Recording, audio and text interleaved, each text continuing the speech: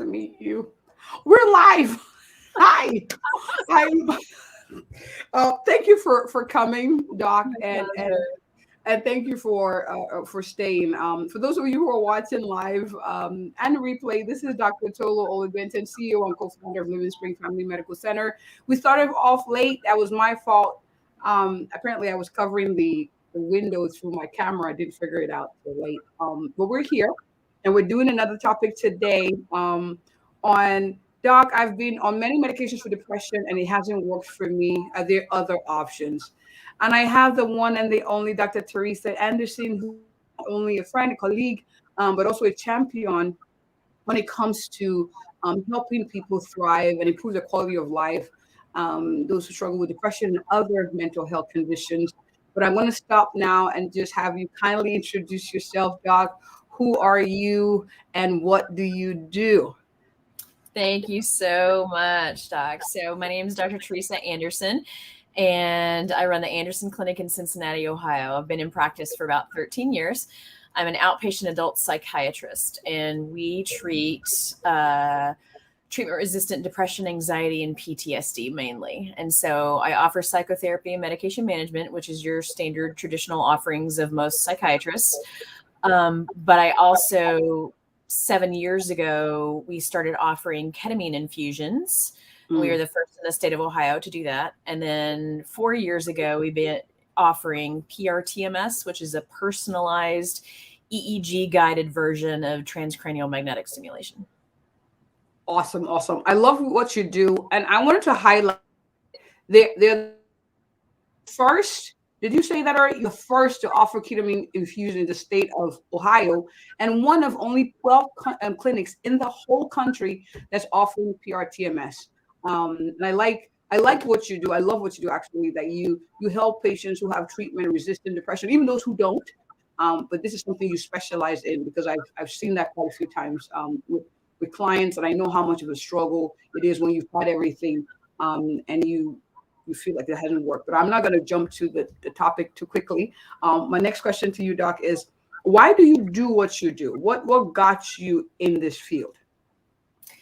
So I love people's stories. I'm a very literary person. And so whenever somebody comes and talks to me about their lives, I feel like it's the next chapter in a book that I'm reading, that it's my favorite.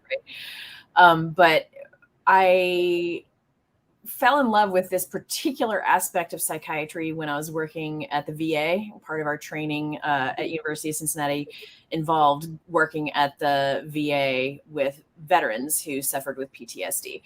And part of what was just amazing to me is there are folks who underwent just unspeakable horrors and traumas, and, watching friends and loved ones get blown up, and they were privy to and witnessed and experienced some just awful trauma, but that didn't kill them. What was killing them was the stories they were telling themselves about the trauma. And it was how they internalized that trauma and how they made it a judgment against themselves. If I were a better person, I could have saved them. If I only did such and such earlier, then this wouldn't have happened. If I, like, all the things that they, like, all the judgments that they were sort of weighing on themselves, like Atlas, with the world on his shoulders. That's what really was killing them, the stories that they were telling about themselves, not the actual trauma itself. And so when we worked through those stories and learned to question the judgments they were making based on the trauma, they had amazing turnarounds. And to me, that was just awe-inspiring. Wow. I like how you talk about the stories of people as a book. And it's not really excited about. You want to see what's going to happen. You want to see how you can help them. And I love that in the process of caring for your patients, you are digging and finding out, okay, well, where's the disconnect? Where's the issue? Yeah, the trauma is one, but also how the story is being played as to what happened in their mind. That's a challenge. So, yeah, I was sitting there staring at you like, wow, that's profound. So, thank you for what you do. I love what you do. I've been following your work. I'm a stalker, just seeing what you do. I'm like, ooh, she has another video. So I really love what you do, and I appreciate what you do. So next question, and the first next question I'm going to ask is depression. So we're talking about depression. What is depression for someone who's not so technical? Who's like, okay, what does that mean? Wow. Okay, so depression is feeling down and feeling worse than feeling better more often than not, at least for consistently for 2 weeks, where your sleep is affected, your appetite is affected, your ability to perform daily tasks of living, we call them ADLs, activities of daily living, like showering, going to the grocery store, paying bills, that sort of thing. It's affecting your work life, your social life. You may be isolating. You may have some anxiety with it as well. You may not be taking care of yourself physically as much. And in some cases, people may be feeling like they want to hurt themselves. Okay. Thank you for making that so easy to understand, and the relationship to the quality of life and affecting the daily actions or activity of daily living. Now, one of the common questions I get, or we get, in taking care of patients is, okay, yes, there's the diagnosis, depression. I'm starting on medicine. How soon would you say you expect the medications to work, generally speaking? Well, that depends on the medication. A lot of general SSRIs can take sometimes 6 to 8 weeks before they start working. Some of the medications like SNRIs, the ones that work with norepinephrine, sometimes take as little as 2 weeks. Some of the newer medications out, like Auvelity, that has working on the NMDA receptors, can be as little as 2 weeks for remission. So it very much depends on the medication that you're choosing and the patient's response to it. Now, the problem being that we can't just start out right off the gate at the level that we think that you might need. We have to kind of go slow and work our way up to that point. And sometimes that involves tolerating side effects, tolerating wait time before you feel better. Can't wait for that. So the point is, it takes time, and of course our patients, we want them to feel better as soon as possible. Like we take it and like, hey, but it takes time. And so being patient with the course, for someone who's watching, who may have started some medication, being patient with the course, and of course coordinate with your own psychiatrist, primary caregiver, as to what the next steps are and how soon to follow up. Now, next question I have is this. All right. Is it possible to find out what medications would work for you? So I have a client who's asking, or a patient who's watching and who's saying, you know what? How do you know which one to start off with? What would you say to that question? So as a clinician, we do our best to try to match the symptom profile with what the medications do. For instance, I wouldn't start a super anxious person on Wellbutrin, for instance, because it's super activating. But I would start that on somebody who was sleeping all the time and eating too much and felt lethargic and unmotivated. So we do our best to try to match the symptom profile with what we know what the medications do, right? But if you've tried several and nothing's worked for you, or if you had a lot of sensitivities or side effects or allergies, one way to try to narrow it down a little bit would be the gene site test. I don't recommend that for everybody necessarily. And it doesn't, I think there's a misnomer in terms of the public eye. I believe they think that, oh, well, I took this gene site test and it tells me what I should be on. That's not the case. And so the way the results come out actually is they profile your particular receptors in your brain, and they cross-reference it with the type of liver enzymes that you have to process that medication. And they cross-reference that with the drug and what it does and how it's processed. And so it comes out in a page of green light, yellow light, red light. And so the green light drugs are the ones that are safest for you to take, least likely to give you side effects, but won't necessarily work. The yellow light is okay with caution. Like sometimes you're a really super fast metabolizer, so you need a higher dose of it, or you're a super slow metabolizer and you need a lower dose of it, or you need to be careful of side effects for whatever reason. And the red light, that doesn't mean it's off the table. It just means that you have to be more careful about how you go about it. So. Good to know. So they're suggestions. They're not absolutes, especially when it comes to effectiveness of it. Good to know. Next question is, you have someone who's tried everything, the different classes, the atypicals, the antipsychotic, like has been to multiple, and they're frustrated and they're like, I guess it's something that they have to live with. What would you say to that person? That's That definitely they a tried every person. medicine on it and nothing has seemed to work. Granted, yeah.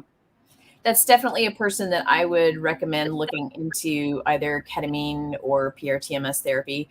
The ketamine can offer almost immediate relief of symptoms. Sometimes it takes 2 or 3 infusions, but 2 or 3 days versus 2 or 3 weeks to feel better is a lot more advantageous for folks who are kind of on the verge. Now, there's good and bad points to this. Okay. Nothing is a panacea.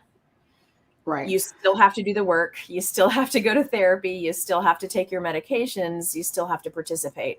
There's no magic wand. I'm all about Harry Potter, but we can't just poof you into being better and keeping you there. So ketamine can make you feel better for days to weeks to months, depending on the person, but you'll probably need boosters. And people are very upset when they hear that because they're like, oh my gosh, I'm spending this money. I'm doing this ketamine and I thought this was supposed to work forever. Well, if you're training for a marathon and the marathon's over, you're like, okay, well, I've done enough exercise for the rest of my life. Good analogy. You still have to repeat. So the way that it's given is 6 infusions over the course of about 2 weeks. And you might need booster infusions, like a single 1 or 2 infusions every 6 to 8 weeks, depending on your symptoms. We give folks a tracking guide to keep track of their symptoms. PHQ-9 for depression, and GAD-7 for anxiety, PCL-5 for PTSD. And they need to take those little questionnaires once a week. And if they see their scores steadily climbing over the course of 2 weeks or jumping the level of severity, that's a time to kind of come back to us and get another booster infusion. Okay. This is very, very, very useful, insightful information. I have one more question, though. Someone who's wondering, would insurance cover this? Was it something I want to invest in? What would you say to that? Is it typically covered by insurance? Insurance doesn't typically cover ketamine because it's off-label usage for depression. Now, it went generic in the 1970s, and so therefore any company who does research on it is not going to benefit because anybody who produces chemicals can produce ketamine. So they tweak the molecule and try to offer it intranasally, and it doesn't work as well and all that kind of good stuff. But it intravenously is not covered by insurance, but PrTMS frequently is because it's still under the umbrella of standard TMS. And as long as you carry a diagnosis of treatment-resistant depression and you have been tried on and have failed at least 3 separate antidepressant agents, most insurances outside of Medicare and Medicaid will play ball and cover part or all of the cost of 36 treatments. Okay. Good to know. Good to know that there are options. For someone who's watching, I would encourage you to remain an advocate for your own mental health and connect with a clinician like Dr. Anderson, who offer more options to help improve the quality and quantity of life. And on that note, Doc, I have someone who's watching, or people who want to watch this hashtag live, hashtag replay, who are wondering, well, how can I connect to this one center in Ohio and one of the few that offer these options actually to clients like themselves? Where can people connect with you, Doc? Absolutely. So you can find us online at www.andersonclinic.net.